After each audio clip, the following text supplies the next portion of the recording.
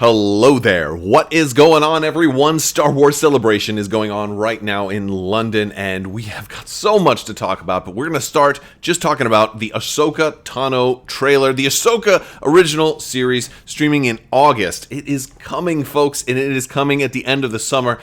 I'm super excited about this show. And this is a very juicy spoiler, so there's lots of teasers here, nothing spoilery that's not in the trailer, so if you don't want to see the trailer or don't want to see anything from the trailer, this is your chance to turn away now. If you are going to stick with me, I encourage you to stick around. We talk a lot about Star Wars and also Star Wars tabletop gaming. Here on the channel, we're currently giving away a Star Wars Shatterpoint core set in the form of a $165 Amazon gift card. So if you want to have a chance to enter to win that, you just have to be a subscriber, leave a comment on this or one of my videos to enter to win that or any of my other giveaways. That one's going to be running until June, so you have plenty of time to enter to win when the Shatterpoint core set comes out. I'll be announcing the winners at the end of a video, so that's how I do my winners. I usually announce winners at the end of the video. So now you know. Plus, you can check for links to social media, Discord, all that stuff in the description below. With that being said, let's go ahead and dive into this trailer. I'm going to give you my thoughts. We'll break it down. It looks awesome. So it starts off, Rosario Dawson playing Ahsoka Tano, as we first saw her in Mando Season 2, and she is incredible. They also did some work on the head tails a little bit. She looks a little bit better. That was definitely one of, I think, the criticisms, is they weren't quite there, and it's hard to do that for a sustained production and make it look really good if you don't want to just CGI every single scene with the main character in it. And so I think that's they've made some progress there. But in the opening scene, it shows her on it looks like a ruins planet, maybe a Jedi temple, or maybe even Jeddah. But definitely some type of Jedi temple. A couple of things in this opening scene too that strike me is Grogu in Season 2 kind of communing on those Jedi ruins to try to talk to Luke Skywalker, summoning him. I'm getting some of those vibes from this kind of circular area that she's at. It may be a similar place. And she's also doing that fancy spin move that Anakin and Obi-Wan do in Return of the Sith, Episode 3. So Revenge of the Sith, rather. Return.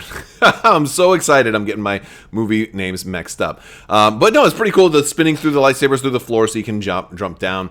Very cool stuff. We get a scene of a live-action Loth cat. Very, very cool. We are going to be seeing a lot of Lothal, it looks like, in this series. Also, we have our live-action Sabine Ren. Natasha Liu Bordizzo is playing Sabine.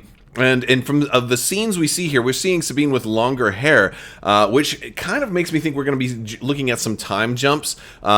Usually when we see her in Rebels, she's got like that medium length hair. And then towards the end of Rebels, there's definitely a lot of scenes that we're going to see here that echo that ending, that series finale of Star Wars Rebels, where Sabine and Ahsoka fly off in search of Ezra. That's certainly a theme we get in this trailer.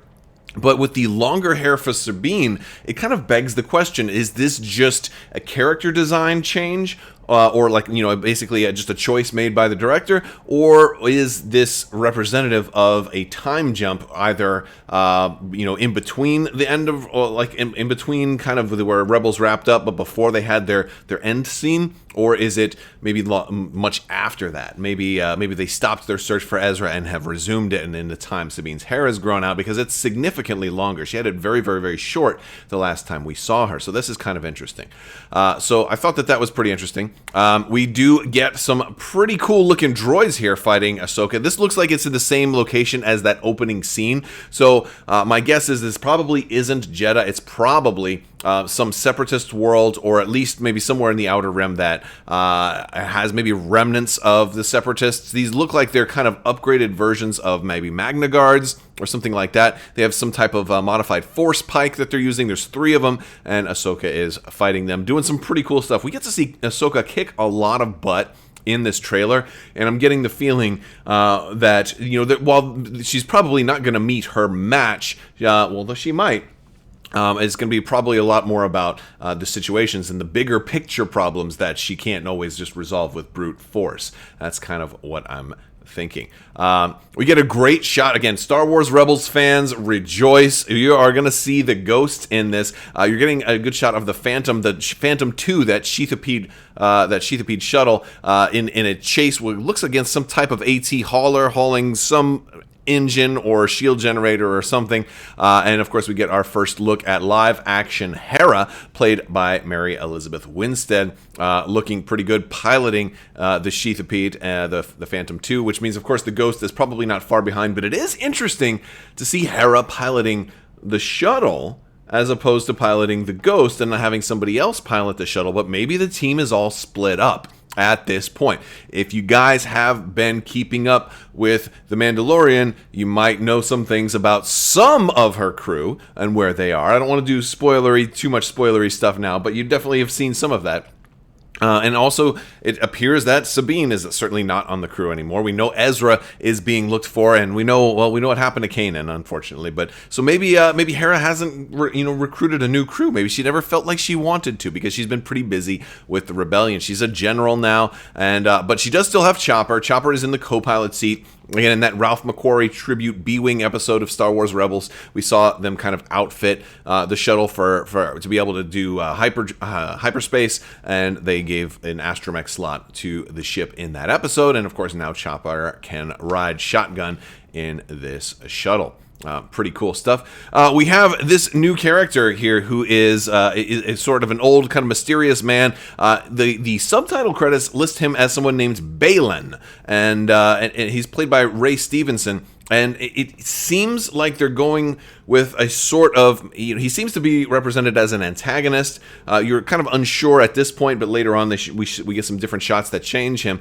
And it almost seems like he's going with a sort of a Joruus C'baoth type of vibe for this guy. Like maybe, like he's talking at first, he sounds very calm, but we do see a little some more action scenes of him later on. Whereas maybe he starts off okay, kind of cool, but then kind of starts to lose it. And I'll explain why here shortly. We also have this other character, mysterious character holding a red lightsaber, seems to be causing a lot of destruction in all of the scenes that we've seen her. She certainly seems to be another villain character in this. But then again, you never really know. Somebody kind of looks like a villain, and then you come to find out that maybe they're redeemable, or misled, or being used, or something like that. The actress playing her is Ivana Sakno. And she's, not much is known about the character that she's playing. I have my theories. I feel like they're going towards a Mara Jade style inspired character. Her name might not be Mara Jade, but it's certainly not listed anywhere. She has no lines in here. There's no special stuff. I feel like I'm calling it that she is either Mara Jade or a character inspired heavily by Mara Jade, kind of like how Jyn Erso and Jan Ors were kind of similar, in that I wouldn't even be surprised if she wasn't like a Mary Jade or something like that. But some kind of Mara Jade inspired character is what I'm thinking. Even though the hair is a different color there, the hair could be a deliberate mislead. Like maybe she had to dye her hair like that. Maybe that's not her normal hair color, and towards the end of the season, she's like, all right, I guess I'll show you my normal hair color now, and uses the Force and turns it back red. I think it's Mara Jade. And you'll see why here in a little bit. So she comes in. She's blasting away at the bridge of this ship. Now, this is a New Republic ship. It's definitely Mon Calamari in design. It's interesting. I don't know what timeline this particular scene is, because at first I thought that might have been Corcella, who was Leia's advisor, but that would have been. But by the time she was, in the New Republic, that would put this a little bit closer to Episode 7. So I'm not sure. It could be somebody else, or it could be just a unnamed lieutenant who is about to get cut down by a Sith. But definitely kind of cool to see like humans captaining a Mon Calamari ship. I thought that was pretty interesting, because you typically only see Mon Calamari on a Mon Calamari ship. We get some great scenes of Lothal. This is just really cool. We're seeing Ahsoka's starfighter, and we're getting the capital city of Lothal in the distance. This is Ezra's tower right here, and that's Sabine standing on Ezra's tower. This is very much hearkening back to that series finale of Rebels. But there are two X-Wings with Ahsoka's shuttle too, which is really cool, because clearly she's not in hiding anymore. She's not being so secretive. She's kind of like out there in the open. She's definitely known by the New Republic if she's got an X-Wing escort, which I think is really cool. And that's a nice framing of that too, to see how big that ship is. Like let's seems like larger than the Millennium Falcon, when you look at the comparison to those tiny 2 little X-Wings right beneath it. It's a pretty beefy sized ship, and I'm kind of digging it. Very cool. We get another shot here of Ahsoka talking to Sabine. They're saying it's been a while, and Ahsoka says, things have changed. So this is not the same scene as we saw in Rebels. Not only is Sabine's hair longer, like I've already talked about, but also the background is different. This is no longer Ezra's tower. This is probably in the capital city of Lothal. They've probably relocated, so this is probably a different scene. It wouldn't even surprise me if the opening scene, she's leaving, and then later on they come back and have another discussion. Maybe there's a time jump in between these scenes. Maybe it's in the same episode. Not sure exactly, but there's definitely going to be a big team up between Ahsoka and Sabine. That's how it looks.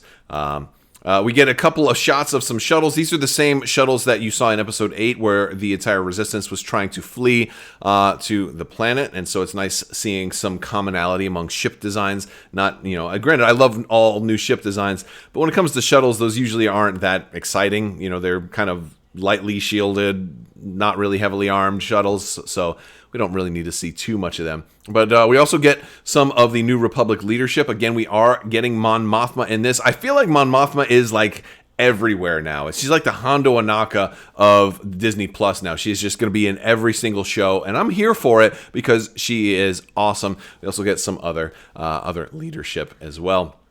And they're kind of mentioned when in the same lines that we are seeing everything else in the real meat of this, and it is right here. It's the man. It's Thrawn. She says, I started hearing whispers about Grand Admiral Thrawn's return, and then she says the line that I think blew everybody's mind. She says, Grand Admiral Thrawn's return as heir to the Empire. And she said the thing. She said heir to the Empire. That's not an accident. That's not a secret. That is meant to go back to another line Ahsoka said in Star Wars Rebels, where she said there's always a bit of truth in legends. And since Heir to the Empire was the first big, amazing book to really kind of continue the canon, but is no longer canon, but it's also the introduction of Grand Admiral Thrawn, and it has a very interesting storyline. I have been saying for the longest time, I think Ezra is going to kind of be the Luke Skywalker in the retelling of Heir to the Empire. They've revisited a lot of select things from Legends. Every once in a while, they'll pull something popular from Legends, and then they'll kind of reintroduce it, and it's exciting when they do. But they've done very, very little from Heir to the Empire. They've brought back Thrawn in Rebels. And it's really interesting. It's going to be interesting to see what kind of Thrawn this is. Is it going to be the Star Wars Rebels Thrawn, which kind of just introduced him as a mastermind, but pretty much a villain, or the expansion of the new Thrawn through the books? There was 2 trilogies that Timothy Zahn wrote after Star Wars Rebels. There was the Thrawn trilogy, which kind of dealt with Thrawn during the timeline of Rebels.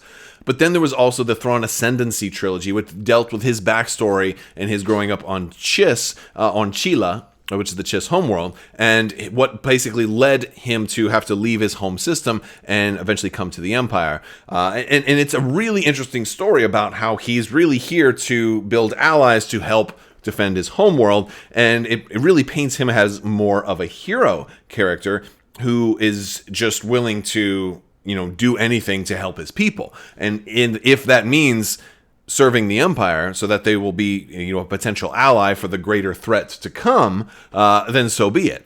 And that kind of paints him as less of a villain and more as a misunderstood hero. I'm hoping they kind of take all of that writing into account when they do Thrawn, because he is probably my favorite Star Wars character of all time. And I'm going to be really upset if they just turn him into like a mustache-twirling villain. Of course, I don't think Dave Filoni would let that happen. And so, Either way, I'm going to watch it. I'm going to be really excited, and I'm going to try to find the silver lining, even if it isn't exactly perfect, because sometimes they can throw misdirection at you. He might start off pretty evil, only to find out, wait, he was doing this for a good reason.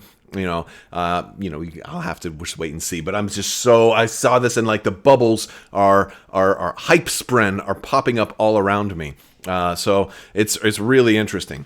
Okay, so Grand Admiral Thrawn returning as heir to the Empire. I mentioned why I think she's Mara. I think the new Sith or whoever she is Mara Jade. Look, we've got Ahsoka here and Ezra, so it won't be a line-for-line retelling of Heir to the Empire. A lot of things are different, but if you watch Star Wars Rebels, you know that he has a fleet with him. He also has Captain Pelion with him, so you've got a lot of pieces. You've got a lot of the pieces. So if you had all the pieces of Heir to the Empire, and you took them, and you didn't get every single one, but you got a lot of them, and you put them somewhere else, now you've got this different pile. And then you have to fill in the gaps, so you add, you didn't have Luke, but you have Ezra. We have Ahsoka also, let's plug her in. And so you don't have Han Solo and all of those, but you have the Ghost crew and Sabine, so you plug them in. You probably won't have Hondo Anaka to tell this story, but you know what? You've got Talon Card. Well, we don't see Talon Card here, but I think you could totally introduce Talon Card, right? There's a lot of things that could really be transposed over to this, and you have the new character Baylan, who kind of could fill the role of Joruus C'baoth, possibly teaming up with Thrawn, maybe not. But they've been building towards Heir to the Empire for a very, very long time, with the Mount Tantus lines and all of the cloning work that we've been seeing in The Bad Batch and in The Mandalorian. It's been building up to an Heir to the Empire story for a very long time, and it will shock me if they don't at least loosely base this off of a Heir to the Empire retelling. And so this is a very exciting, and the fact that they said Heir to the Empire it's for a reason. It's not a complete bait and switch. It won't be the exact same thing, but it's going to be very interesting, and I am so excited. All right, so moving on with the trailer, we've got some other things. We've got a new ship here right after that. Now it's in the same second or two of us seeing Thrawn, but it looks like a new type of ship. I'm not sure if it definitely doesn't look like a Star Destroyer, but it does look like it's similar, it's definitely a large capital ship with looks like a small shuttle kind of flying in. The shuttle kind of falls into the shadow of the larger ship. We're just seeing a small piece of this ship.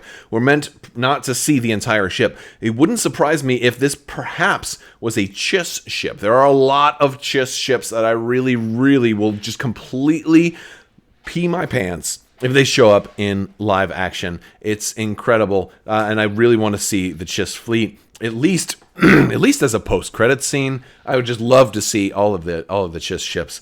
They have an incredible fleet. And they have their own tactics, and it's all very, very different. But I don't know if they'll go that far. But I think there's definitely a place to at least have a cameo of Chiss ships at some point. I think it would be just to be incredible.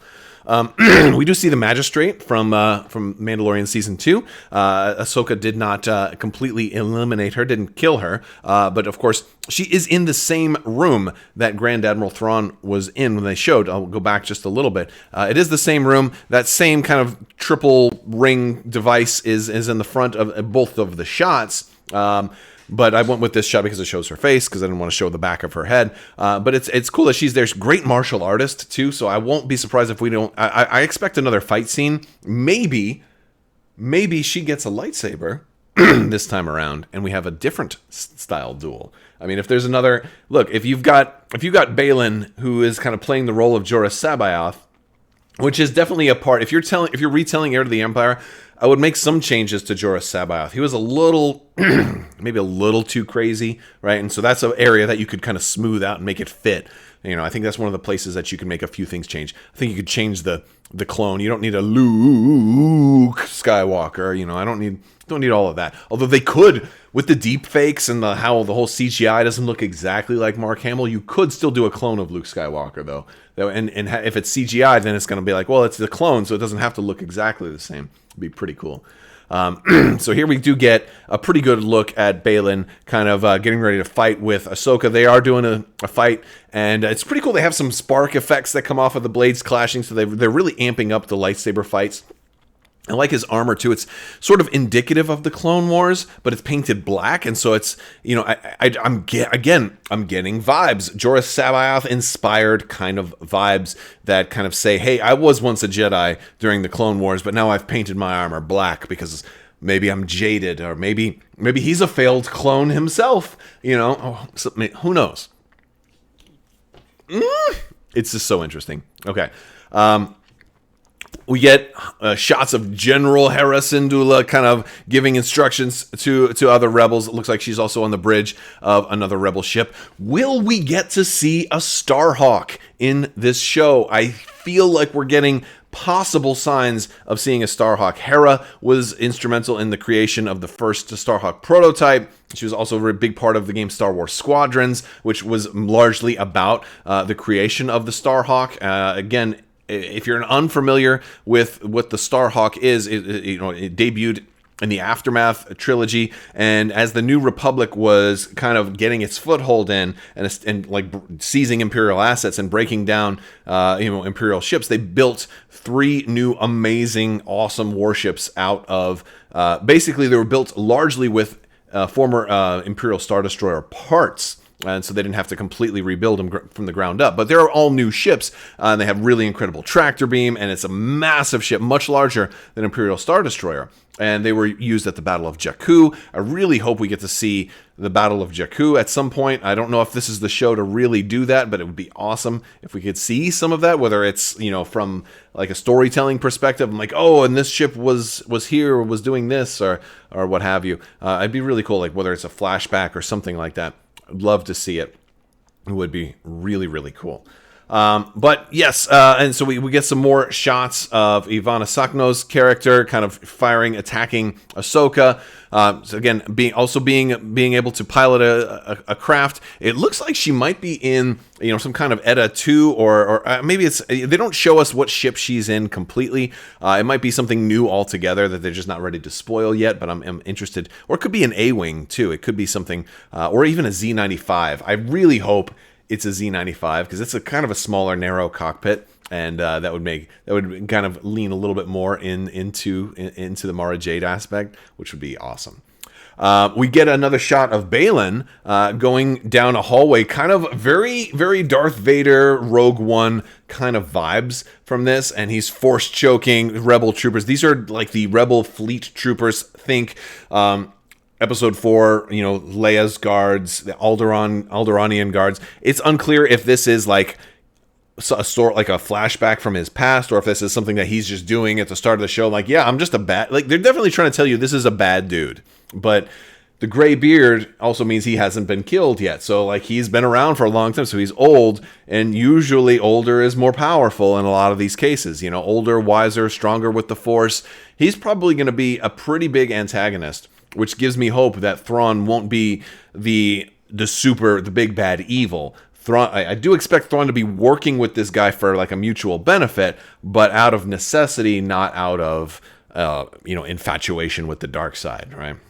I won't be surprised if we see Thrawn having a defense against him, because Thrawn would totally have a defense against him. And, it might not be Yislamir, like those lizards that block the Force. Might be something else, maybe some kind of orbs or something like a little more modern. I feel like that's something you might change in a retelling, but would be really cool. We do get a shot of hologram Ezra as Sabine is, again, it goes into the thought of, at the end of Star Wars Rebels, Sabine and Hera left to search for Ezra. Ezra, at the end of Star Wars Rebels, takes Thrawn away, and he saves Lothal and saves his friends by teleporting the whole fleet away with the, it's just incredible. Now, really cool thing about Ezra too, if you guys haven't seen already, Ezra is being cast by Iman Esfandi. I hope I got the name right, and I apologize if I mispronounced it. But oh my gosh, if this isn't a perfect casting for Ezra Bridger in live action, I don't know what is. Absolutely amazing character. I can't wait to see. We didn't get to see very much. It does look like that's probably him, or that might be a CGI thing. It's too small to really be able to tell, but it looks awesome. So I can't wait to see more. And again, this was just a spoiler teaser trailer. There'll probably be more in-depth trailers as we get closer to it. It looks really, really cool. We get another shot, like towards the end of the trailer, we have a couple of scenes of Ahsoka fighting on this planet. It looks like a shipyard. Looks like they're breaking down Imperial Star Destroyers in the back left there. There's a lot of ship parts that are being salvaged. This is definitely something you saw at the beginning of the Empire, you know, during Bad Batch era time frame and Jedi Outcast and all that other stuff, them breaking down ships and reusing parts. And now at the beginning of another government, the New Republic, we're seeing the same thing. It won't surprise me if we see something else in the New Republic, which they also have announced movies with Daisy Ridley and stuff going farther into the future. I'm not going to talk about that much here, but it's funny you see the cycle of things kind of repeat themselves, and it's very cool. And I won't be surprised if that becomes another common theme throughout the future of Star Wars storytelling, and so maybe somebody tries to break the cycle of never-ending war. But then, would it be Star Wars or would it be Star Peace? But I love the idea of Ahsoka fighting an Inquisitor again. Ahsoka has a really good track record when it comes to Inquisitors, but this Inquisitor is shown so briefly and in such motion that we can't really get any... I don't know if it's an Inquisitor we're supposed to remember. It's probably a new Inquisitor, an unnamed Inquisitor. I would love it if it were Sam Witwer. I really want Sam Witwer to play an Inquisitor again, or not again, but to play an Inquisitor, or just to kind of come back and wield a lightsaber again, because ever since Force Unleashed, I want Starkiller back in my Star Wars. So if they found an opportunity to bring Sam Witwer in, an Inquisitor would be a great place for him. I'm just saying, you know, if you haven't called him and said, dude, we need you in a lightsaber again, please call him. He's amazing.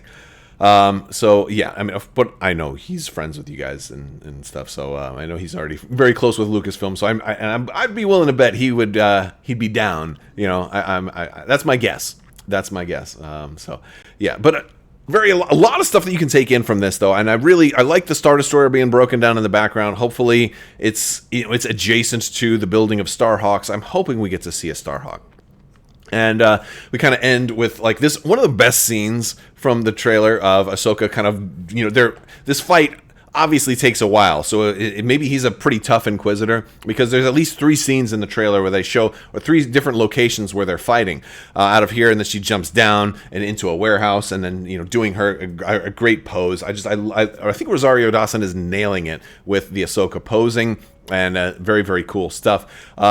I'm liking everything that I'm seeing so far. And we get a really interesting cameo. This is Huyang, and he's voiced by David Tennant. This is, by the way, who's the greatest Doctor Who, the 10th Doctor, my favorite Doctor. David Tennant is amazing. But this, you know, you may remember from the Clone Wars, he's the lightsaber droid. He takes the younglings out to get their lightsabers, and knows how to construct all the lightsabers and all of that. Very cool seeing Huyang in there, and I believe he's in that new Jedi, the cartoon that they have for like the Young Jedi Adventures and stuff like that too.